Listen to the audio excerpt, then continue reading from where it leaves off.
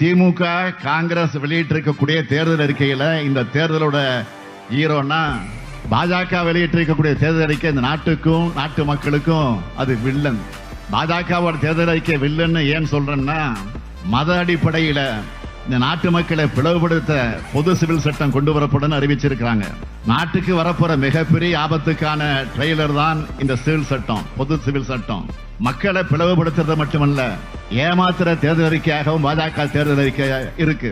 ₹1 sanitary napkin வழங்க போறோம்னு 2019 தேர்தல் அறிக்கையில சொன்னதை மறுபடியும் காப்பி பேஸ்ட் பண்ணிருக்காங்க.